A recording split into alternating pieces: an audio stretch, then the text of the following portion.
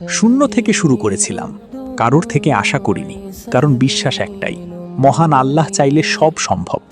তাই তো আবারও শুরু করলাম সরাসরি চায়না থেকে ইম্পোর্ট করা জুয়েলারি নিয়ে। এখন থেকে 3 পিসের পাশাপাশি হুবহু স্বর্ণের মতো 1.5 গ্রাম গোল্ড পলিশ জুয়েলারি বা দুবাই গোল্ড ফর্মিং গহনা যেটাই বলেন না কেন, একদম অরিজিনাল খাঁটি জুয়েলারিগুলো এখন থেকে সাদাত ফ্যাশন বিডিতেই পাবেন ইনশাআল্লাহ।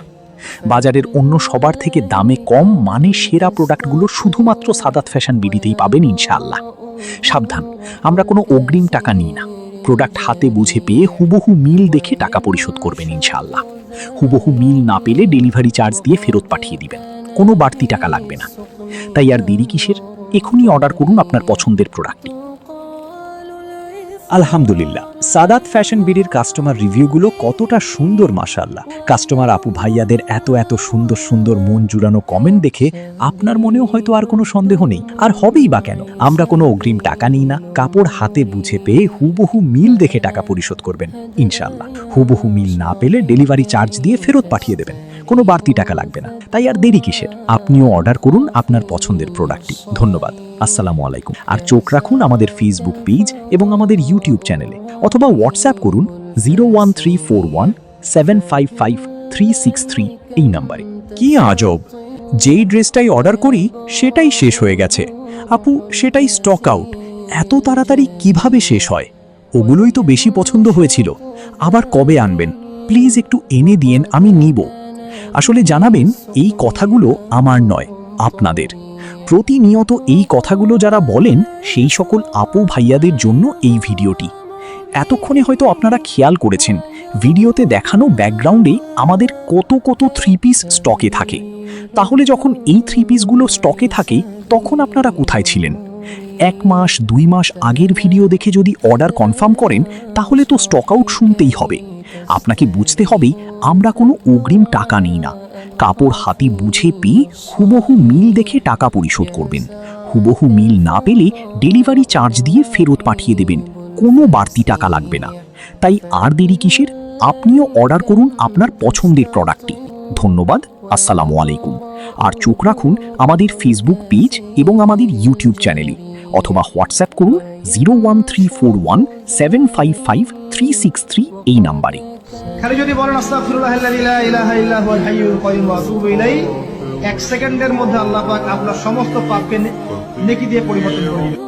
এখন কথা হচ্ছে আরাফার রোজা কোন তারিখে রাখবেন? কারণ সৌদি আরবে যেদিন 9 তারিখ, আমাদের এখানে সেদিন 8 তারিখ। আমাদের এখানে যেদিন 8 তারিখ, সৌদি আরবে সেদিন 9 তারিখ।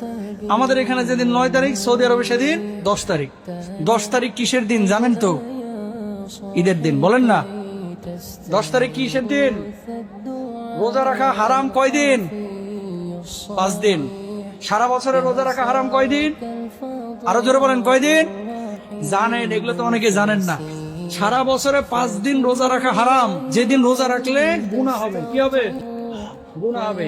খুশির ঠেলায়, ইশকের ঠেলায় কিছু ময় মুরব্বী আছে। আমি আমার নানিকে একবার ছোটবেলায়, মানে যখন মাদ্রাসায় পড়ি, বললাম, নানি জিলহজের রোজা কয়টা রাখবা? কয় 10টা। আমাকে 10টা তো মিলবে না, 10 জিলহজ ঈদের দিন, সেদিন কি করবা? কয় পরের দিন রাখবো, 10টা তো মিলাইতেই হবে। আমাকে রোজা রাখা হারাম। এটা অনেক ময় মুরব্বীও জানে না, বুঝছেন?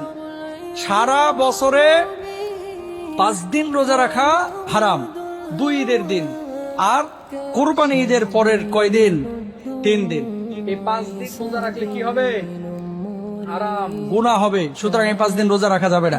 এখন আপনি 9 তারিখ রোজা রাখবেন নাকি 8 তারিখ রোজা রাখবেন, এটা নিয়ে বাংলাদেশে কিন্তু প্রচন্ড রকমের মতবিরোধ এবং ধাক্কাধাক্কি আছে। কারণ সৌদি আরবের সাথে মিল রাখলে আপনারা 10 তারিখ, মানে যেদিন এখানে 9 তারিখ, সেদিন আপনারা কি করতে হবে? ঈদের নামাজ পড়তে হবে, 10 তারিখ ধরতে হবে। আবার সৌদি আরবে যেদিন হজ হয় সেদিন এখানে 8 তারিখ। সৌদি আরবের পরের দিন কি হয়? আপনার চাঁদ দেখা যায় এখানে। সুতরাং আপনি সৌদি আরবের হিসাব করবেন না, করবেন কোন হিসাব? বাংলাদেশের হিসাব। সৌদি আরবের এখন যারা আছেন তারা বলবেন যে বাংলাদেশে যদি 9 তারিখ রোজা রাখা হয় তাহলে তো আমাদের দেশে 10 তারিখ হারাম রোজা রাখা। এই জন্য আপনাদেরকে বলি, আপনারা যদি 2টা রোজা রাখতে পারেন, অর্থাৎ বাংলাদেশের 8 এবং 9, তাহলে আর কোনো ঝামেলা থাকে না। ইনশাআল্লাহ বলেন।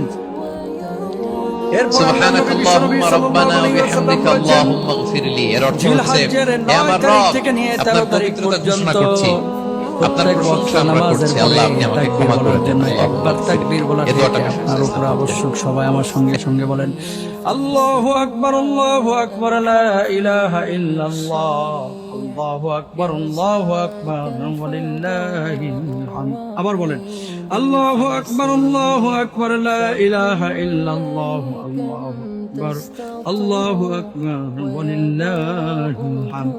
মোট 23